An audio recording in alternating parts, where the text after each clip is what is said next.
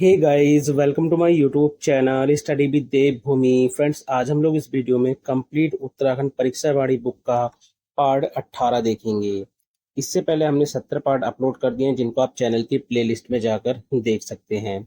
ये सीरीज आपको UK PCS और यूके ट्रिपल एससी के जितने भी एग्जाम होने हैं, चाहे वो बीडीओ, बीपीडीओ, लेखपाल, पटवारी, Uttarakhand police, forest guard, RO, ARO, ठीक है, आपके जितने भी एग्जाम हो उन सभी के लिए ये क्वेश्चंस काफी महत्वपूर्ण हैं। वैसे कि मेरे पास काफी कमेंट आए थे, कुछ बच्चे कह रहे थे सर जैसे आप कुछ लिखते हो तो वो हमें समझ में नहीं आता। देखिए, पहली बार तो जब मैं कोई वर्ड बोलता हूँ तो वो लिखता हूँ, जैसे मैंने बोला देहरादून, ठीक है, बोलने के साथ मैं इसको लिखता भी हूँ, ठीक है। उसके अलावा देखिए, अगर आपको यहाँ दिक्कत हो रही है तो मैंने इसके सॉल्यूशन निकाला है कि मैं क्वेश्चन कराऊंगा और जितने भी उसके एक्स्ट्रा फैक्ट होंगे वो मैं पहले से ही लिख के रखे हुए हैं, ताकि आपको कोई दिक्कत ना हो, ठीक है। तो चलिए वीडियो को शुरू करते हैं।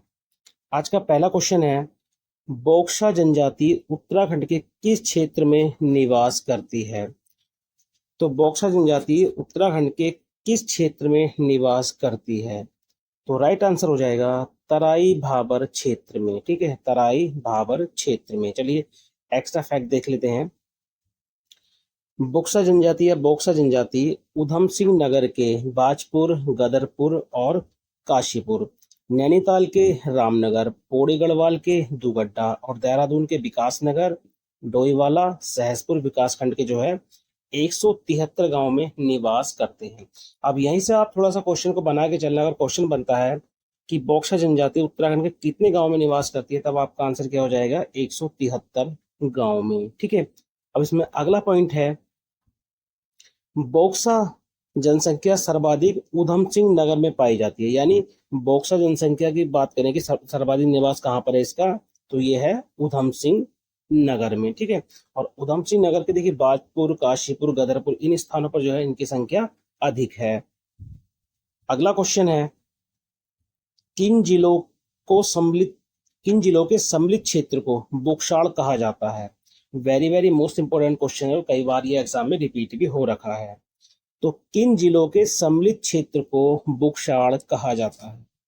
तो ये कहा जाता है, देखिए, जो उधम सिंह नगर है और जो नैनीताल वाला हिस्सा है, ठीक है, इन क्षेत्रों को सम्मिलित रूप से क्या कहा जाता है? बुकशाड़ कहा जाता है। चलिए एक्स्ट्रा फैक्ट देख लेते हैं। नैनीताल व उधम सिंह नगर जिलों के बोक्सा बहुल क्षेत्र को बुकशाड़ कहा जाता है। बोक्सा अपने आप को पवार राजपूत मानते हैं। क्वेश्चन बनेगा कि बोक्सा अपने आप को किनका वंशज मानते हैं, इस तरह से, ठीक है, तो पवार राजपूत मानते हैं। उसके अलावा याद रखना, कुछ विद्वान इन्हें मराठों द्वारा भगाए गए लोगों का वंशज भी मानते हैं। अगला है, अंग्रेज अधिकारी इलियट के अनुसार, ठीक है, अंग्रेज अधिकारी इलियट के अनुसार बोक्सा लोग सर्वप्रथम कहाँ पर बसे थे? क्वेश्चन बनेगा कि किसके अनुसार बोक्सा लोग सर्वप्रथम बनवसा में बसे थे। मतलब किसी भी तरीके से घुमा के आपसे क्वेश्चन करें, ठीक है, आपको बस उसका आंसर करना है।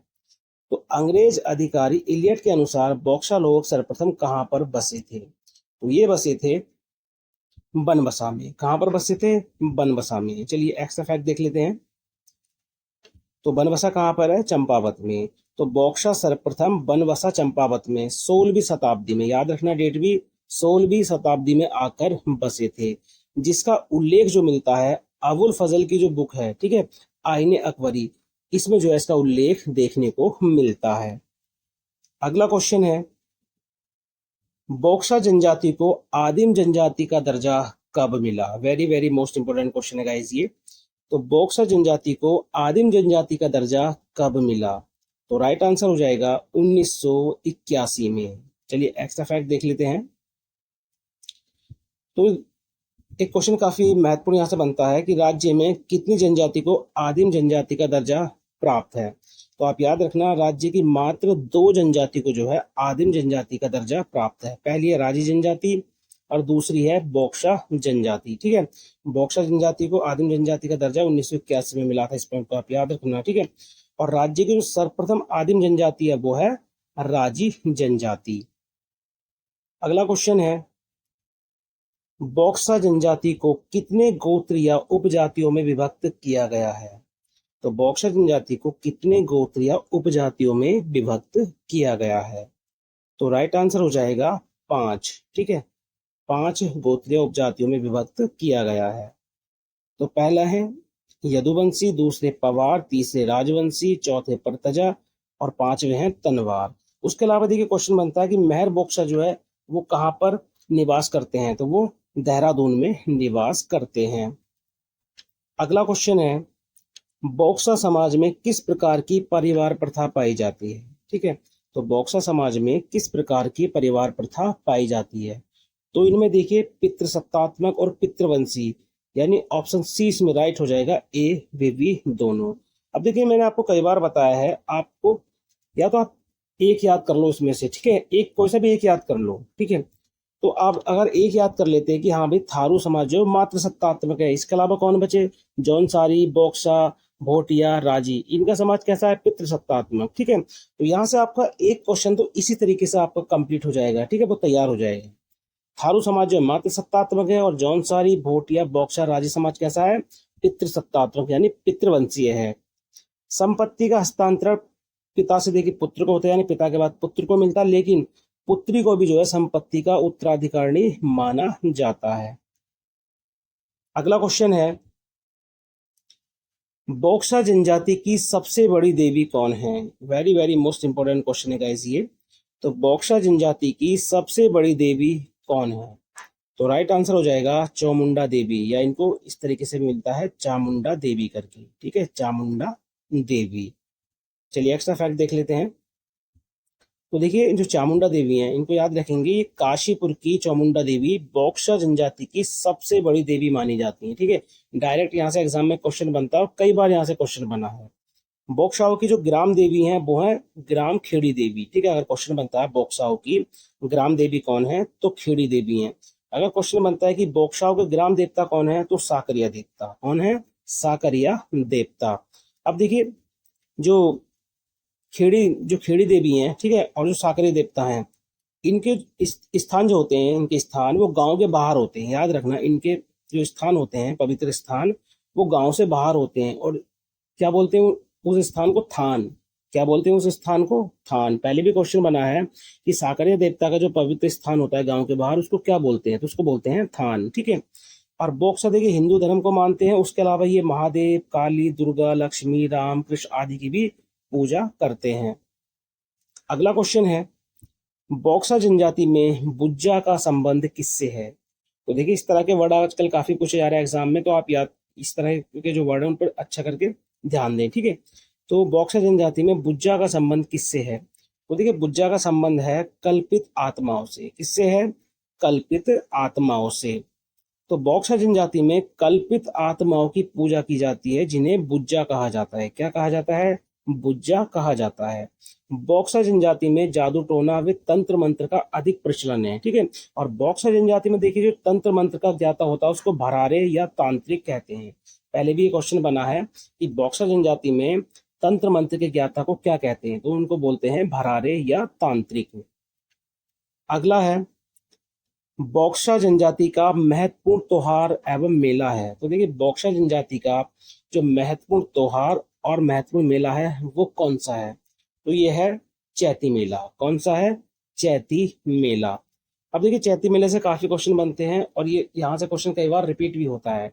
आप प्रीवियस ईयर क्वेश्चन पेपर उठा के देख लो, ठीक है। तो चैती मेला की बात करें तो ये बॉक्सा जनजाति का प्रमुख त्योहार है, ठीक है। और चैती मेला देखिए काशीपुर में लगता है, जहाँ बाल सुंदरी देवी की पूजा की जाती है। अब यहाँ से एक क्वेश्चन बन जाएगा कि बाल सुंदरी देवी की पूजा किन के रूप में की जाती है, तो आप याद रखना माता दुर्गा के रूप में जो है इनकी पूजा की जाती है। बाल सुंदरी देवी का जो मंदिर है ये शाक्त संप्रदाय से संबंधित है, ठीक है। अगर क्वेश्चन बनता है कि बाल सुंदरी देवी का मंदिर जो है वो किस संप्रदाय से संबंधित है, तो आप याद रखना शाक्त संप्रदाय से जो है ये संबंधित है। उसके अलावा देखिए चैती मेला जो है चैत्र मास की अष्टमी को लगता है और जो पूरे 15 दिन चलता है, ठीक है। पूरे 15 दिन तक जो है ये मेला रहता है। चैती मेले में देखिए पुराने टाइम से जब ये मेला शुरू हुआ था उस समय से जो है यहाँ पर घोड़ों का क्रय विक्रय होता है, आज भी होता है, ठीक है, आज भी होता है। लेकिन जो लॉकडाउन का टाइम था उस समय पे नहीं हुआ था, लेकिन अब जो है ये फिर से शुरू हो गया है। अगला है बोक्सा जनजाति में होंगड़, गोटरे, डलिया व मोरो क्या है। ठीक है, पहले भी ये क्वेश्चन कई बार रिपीट हुआ, इसलिए आगे भी रिपीट होगा, याद रखना। ठीक है, जो क्वेश्चन पहले आ रखे हैं ना, वो मान के चलो आगे भी एग्जाम में डायरेक्ट पूछे जाते हैं। तो बॉक्सा जनजाति में होंगड़, गोटरे, डलिया व मोरो क्या है? तो देखिए ये हैं बॉक्सा जनजाति के त्योहार। क्या है ये? बॉक्सा जनजाति के त्योहार। अगला है, किस जनजाति में सप्ताह के दिनों के नाम का अलग स्वरूप देखने को मिलता है? ठीक है, तो किस जनजाति में सप्ताह के दिनों के नाम का अलग स्वरूप देखने को मिलता है? तो ये देखने को मिलता है राजी जनजाति में। ठीक है, अब देखिए राजी जनजाति की बात करें तो राजी जनजाति उत्तराखंड की सबसे कम आबादी वाली जनजाति है। राजी जनजाति के लोग जो है देखिए पिथौरागढ़ के धारचूला, कनाली छीना, डीडीहाट विकासखंड के जो है देखिए 7 से 9 गांव में निवास करते हैं। परीक्षावाड़ी में 9 दे रखा है, और जो बीएस नेगी वहां पर आप देखेंगे तो वहां पर 9 गांव दे रखा है। कभी भी आपसे लगभग में देगा ये, ठीक है, संख्या लगभग में देगा। तो सर्वाधिक राजी जनजाति की जो आबादी है वो पिथौरागढ़ में निवास करती है। याद रखना, अगर क्वेश्चन बनता है कि सर्वाधिक राजी जनजाति उत्तराखंड के किस जनपद में निवास करती है, तो आपका आंसर हो जाएगा पिथौरागढ़ में। अब देखिए राजी जनजाति चंपावत के खिरद्वारी, ठीक है, खिरद्वारी ये इस तरीके से होता है ना, खिर आधा धा, ठीक है, खिरद्वारी गांव में और कुछ संख्या में जो है नैनीताल में भी निवास करते हैं। जनगणना 2011 के अनुसार इनकी कुल जनसंख्या लगभग 690 थी। ठीक है, इस आंकड़े को आप जरूर याद रखना। अगला है, बिरादरी पंचायत का संबंध किस जनजाति से है? Very very most important question है गाइस, ये कई बार रिपीट भी हुआ है। तो बिरादरी पंचायत का संबंध किस जनजाति से है? तो ये है बॉक्सा जनजाति से। किससे? बॉक्सा जनजाति से। तो देखिए बॉक्सा जनजाति में बिरादरी पंचायत होती है जो न्याय और कानून व्यवस्था के लिए उत्तरदायी होती है। बिरादरी पंचायत में 5 सदस्य होते हैं। यहाँ से क्वेश्चन डायरेक्ट बनता है कि बिरादरी पंचायत में कितने सदस्य होते हैं? तो इसमें 5 सदस्य होते हैं। देखिए, एक होता है तख्त, दूसरा होता है मुंसिफ, तीसरा होता है दरोगा, और 2 होते हैं सिपाही। ठीक है, टोटल हो गए 5 सदस्य। तो इसमें तख्त जो होता है वो बिरादरी पंचायत का सबसे बड़ा अधिकारी होता है। ये डायरेक्ट क्वेश्चन बना है एग्जाम में कि बिरादरी पंचायत का सबसे बड़ा अधिकारी कौन होता है? तो ये होता है तख्त। ठीक है, तख्त के नीचे मुंसिफ, मुंसिफ के नीचे दारोगा, और दरोगा के नीचे होते हैं 2 सिपाही। ठीक है, क्रम भी आप याद रखेंगे। उसके अलावा बिरादरी पंचायत के सभी सदस्य वंशानुगत होते हैं। कैसे होते हैं? वंशानुगत होते हैं। बॉक्सा जनजाति के गांव को क्या बोलते हैं? मंझरा। क्या बोलते हैं इनके गांव को? मंझरा। और बॉक्सा समाज की जो सबसे छोटी इकाई होती है गाइज, वो होती है परिवार। अगला क्वेश्चन है, बॉक्सा जनजाति का मुख्य भोजन क्या है? तो देखिए बॉक्सा जनजाति का जो मुख्य भोजन है वो क्या है? तो आप याद रखना, मछली व चावल। ठीक है, क्या है? मछली व चावल। इसके अतिरिक्त ये लोग मक्का और गेहूं की रोटी, ठीक है, उसके साथ दही का प्रयोग ज्यादा भी करते हैं। बॉक्सा जनजाति का जो मुख्य आधार है वो है कृषि, पशुपालन और दस्तकारी। ठीक है, इस पॉइंट को भी याद रखना, अगर क्वेश्चन बन जाता है कि बॉक्सा जनजाति का मुख्य आधार क्या है, तो कृषि, पशुपालन एवं दस्तकारी। अगला क्वेश्चन है, बॉक्सा परिषद की स्थापना कहाँ की गई है? Very very most important question है। ठीक है, तो बॉक्सा परिषद की स्थापना कहाँ पर की गई है? तो नैनीताल, उधम सिंह नगर। ठीक है, तो ऑप्शन सी इसमें राइट हो जाएगा, ए व बी दोनों। तो वर्तमान में देखिए बिरादरी पंचायत के स्थान पर जो है कुमाऊं में बॉक्सा परिषद की स्थापना की गई है। ठीक है, याद रखना, नैनीताल और उधम सिंह नगर में। अगला क्वेश्चन है, निम्न में से कौन सी जनजाति काष्ठ कला में निपुण होती है? ठीक है, कई बार क्वेश्चन रिपीट हुआ है। तो निम्नलिखित में से कौन सी जनजाति काष्ठ कला में निपुण होती है? तो राइट आंसर हो जाएगा राजी जनजाति। ठीक है, राजी जनजाति जो है ये काष्ठ कला में निपुण होती है। अभी के राजी जनजाति के बारे में कुछ एक्स्ट्रा फैक्ट देखें तो राजी जनजाति का जो उपनाम है वो क्या है? बनरोत, बन राउत, बन रावत, जंगल के राजा और राजी। लेकिन सबसे जो अधिक प्रचलित नाम है इसमें वो है राजी। ठीक है, राजी नाम जो है इसमें सर्वाधिक प्रचलित है। राजी जनजाति पूर्व में अधिकांशतः वनों में निवास करते थे, लेकिन वर्तमान में बात करें तो ये झोंपड़ियों में निवास करते हैं, और कोई कोई जो है वो अपना पक्का मकान भी बनाता है। अगला इसमें राजी जनजाति का आवास। ठीक है, ये वेरी वेरी मोस्ट इंपोर्टेंट है। ठीक है, very very most important question है गाइस। ठीक है, कि राजी जनजाति का आवास जो है वो क्या कहलाता है? तो ये कहलाता है रोतियुड़ा। क्या कहलाता है? रोतियुड़ा। और राजी जनजाति की जो बोली है वो है मुंडा। और याद रखना जो राई जनजाति की भाषा होती है उसमें तिब्बती और संस्कृत शब्दों की जो है अधिकता होती है। अगला है, किस जनजाति में विवाह से पूर्व पिंठा संस्कार प्रथा प्रचलित है? Very very most important question है गाइज, ठीक है, ये पहले भी कई बार रिपीट हुआ है। तो किस जनजाति में विवाह से पूर्व पिंठा संस्कार प्रथा प्रचलित है? तो ये है राजी जनजाति में, ठीक है। तो देखिए राजी जनजाति में विवाह से पूर्व सांगजांगी और पिंठा संस्कार प्रथा का प्रचलन है। तो सांगजांगी और पिंठा दोनों ही महत्वपूर्ण है, ठीक है। राजी जनजाति में विवाह दो परिवारों के बीच समझौता माना जाता है। क्वेश्चन बनता है कि किस जनजाति में विवाह दो परिवारों के बीच समझौता माना जाता है? तो आपका आंसर हो जाएगा राजी जनजाति में। राजी जनजाति में देखिए वधु मूल्य प्रथा का भी प्रचलन है। ये आपको जो मिलान वाले क्वेश्चन होते हैं उसमें पूछा भी गया है कि वधु मूल्य प्रथा किससे संबंधित है? तो राजी जनजाति से संबंधित है। अगला है, राजी जनजाति के प्रमुख देवता कौन है? Very very most important question है गाइस ये।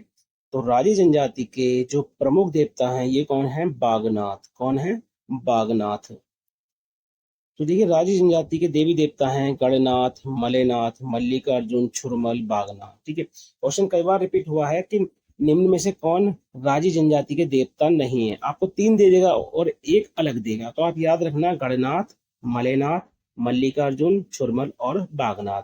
बागनाथ जो है इनके प्रमुख देवता हैं, ठीक है। और राजी जनजाति के प्रमुख त्योहार की बात करें तो कर्क संक्रांति और मकर संक्रांति है। ये भी क्वेश्चन पहले पूछा गया है। अगला क्वेश्चन है, किस जनजाति में मूक या अदृश्य विनिमय प्रथा पाई जाती है? कई बार जो है मैंने ये क्वेश्चन आपको उत्तराखंड मॉक टेस्ट वाली जो सीरीज है उसमें भी बताया है, ठीक है। तो किस जनजाति में मूक या अदृश्य विनिमय प्रथा पाई जाती है? तो ये पाई जाती है राजी जनजाति में, ठीक है। किसमें? राजी जनजाति में। अब देखिए इस प्रथा में होता क्या है, जो मूक विनिमय प्रथा होती है इस प्रथा में क्या है, ये अपनी आवश्यकता को पूरा करते हैं, यानी इनको जिस चीज की जरूरत होती है, ये आपको पता काष्ठ कला में निपुण होते हैं, तो या फिर एक लकड़ी का गट्ठर ले लेते हैं, एक लकड़ी का गट्ठर बनाते हैं ये, ठीक है। और जिस सामग्री की इनको आवश्यकता होती है उसका थोड़ा सा हिस्सा जो है इसके साथ बांध देते हैं और रात में जाके इस गट्ठे को जो है गांव के पास में किसी घर के बाहर रख देते हैं, ठीक है। और ये घर के क्या काम करते हैं उस में देखते हैं कि हाँ किस चीज की जरूरत है, तो उसमें उस सामान को उसी के हिसाब से मतलब थोड़ा अधिक जितनी जरूरत होगी या जितना उनकी इच्छा हो, ठीक है, इस सामान को उसमें बांध देते हैं। अगले दिन को क्या करते हैं, फिर रात में जाके इस सामान को जो है वो वापस मतलब लेकर आ जाते हैं। इसी प्रथा को क्या बोलते हैं? मूक या अदृश्य विनिमय प्रथा। अब देखिए राजी जनजाति में झूम विधि से खेती होती है, याद रखना राजी जनजाति में झूम विधि से खेती की जाती है। अगला है, राजी जनजाति के लोग रिंग डांस करते हैं जो किस नृत्य के समान है? तो राजी जनजाति के लोग जो है रिंग डांस करते हैं जो किस नृत्य के समान है? तो यह है थड़िया नृत्य के समान। याद रखना क्वेश्चन बनता है कि राजी जनजाति के लोग मुख्य रूप से कौन सा डांस करते हैं? तो रिंग डांस करते हैं और ये किसके समान होता है? थड़िया नृत्य के समान होता है। देखिए राजी जनजाति शुभ अवसरों पर जो है रिंग डांस करते हैं जो थड़िया नृत्य के समान है। राजी जनजाति के प्रथम विधायक कौन है? गगन सिंह रजवाड़, ठीक है। ये क्वेश्चन पहले ही बना है और आगे भी रिपीट होगा। तो राजी जनजाति के जो प्रथम विधायक हैं, ठीक है, वो कौन है? गगन सिंह रजवाड़। अगला क्वेश्चन है, जनजातीय गौरव दिवस की शुरुआत कब हुई? तो देखिए जनजातीय गौरव दिवस की जो शुरुआत है वो हुई थी 15 नवंबर 2021 में। कब? 15 नवंबर 2021 में। तो भारत सरकार द्वारा 15 नवंबर 2021 को भारत की आज़ादी के 75 वर्ष पूरे होने तथा देश की आज़ादी में गौरव, वीरता तथा संस्कृति के संरक्षण में आदिवासियों के योगदान के लिए प्रतिवर्ष प्रसिद्ध आदिवासी स्वतंत्रता सेनानी बिरसा मुंडा, याद रखना पूछ लेगा इनके, ठीक है, किनके जो है मतलब जन्म तिथि के रूप में जो है जनजातीय गौरव दिवस मनाया जाता है, तो ये है बिरसा मुंडा, ठीक है। इनका जन्म दिवस कब होता है? 15 नवंबर को। तो 15 नवंबर को जनजातीय गौरव दिवस मनाए जाने का निर्णय लिया गया है। अगला है, निम्न में से किस जनजाति का लिंगानुपात सबसे कम है? तो निम्न में से किस जनजाति का लिंगानुपात जो है वो सबसे कम है? तो राइट आंसर हो जाएगा राजी जनजाति का। ठीक है, ये देखिए क्रम है, ये आप याद रखना। यहाँ से आपको किसी न किसी तरीके से क्वेश्चन पूछ लेगा, या तो एक तरफ आपको जनजाति दे देगा, दूसरा उसका लिंगानुपात दे देगा। ठीक है, या डायरेक्ट आपसे जो है उसका लिंगानुपात पूछ लेगा। तो भोटिया जनजाति का जो लिंगानुपात है वो सर्वाधिक है, कितना, 1040। दूसरे नंबर पर है थारू 990, तीसरे नंबर पर है बोक्सा 941, चौथे नंबर पर है जौनसारी 926, और पांचवें नंबर पर राजी 885। यानी सर्वाधिक लिंगानुपात जो है वो भोटिया का है, भोटिया जनजाति का। ठीक है, और सबसे कम जो है, ठीक है, सबसे कम जो है वो राजी जनजाति का है। अगला क्वेश्चन है और आज का अंतिम क्वेश्चन है ये। 15 नवंबर 2003 को राज्य की 3 जातियों को पिछड़ी जाति में शामिल किया गया, तो निम्न में से कौन सम्मिलित नहीं है? तो देखिए कुथलिया बोरा है, वाहतिया चायंग है, गोरखा है, लेकिन नारंग नहीं है। ठीक है, तो ऑप्शन डी जो है इसमें राइट हो जाएगा। तो देखिए अगर आपको इस तरीके से वीडियो चाहिए कि हाँ पहले क्वेश्चन और उसके एक्स्ट्रा फैक्ट में इस तरीके से लिख के बताऊं, तो आप गाइस कमेंट के माध्यम से जरूर बताएं। ठीक है, अब ये वीडियो ऐसा तो है नहीं कि 10-15 मिनट में बन जाती है। कम से कम इस वीडियो को बनाने के लिए 2 से 3 घंटे लगते हैं। ठीक है, 2 से 3 घंटे लगते हैं। ठीक है, और फिर इसको रिकॉर्ड करो, उसमें भी काफ़ी टाइम लगता है। तो अगर आपको इस तरीके से वीडियो चाहिए कि पहले मैं आपको क्वेश्चन दूं, ठीक है, और उसके बाद जो है उसके फैक्ट बताऊं, तो आप कमेंट के माध्यम से जरूर बताएं। अगली वीडियो फिर मैं उसी तरीके से लेके आऊंगा। अगर आपको ये इस तरीके से लिखकर वीडियो अच्छी लगती है तो बता दीजिए। अगर मैं हाथ से लिख के वीडियो बनाता हूं तो बता दीजिए आपको कौन सी वाली वीडियो ज़्यादा पसंद है। ठीक है, तो चलिए मिलते हैं अपनी नेक्स्ट वीडियो में। Thank you for watching.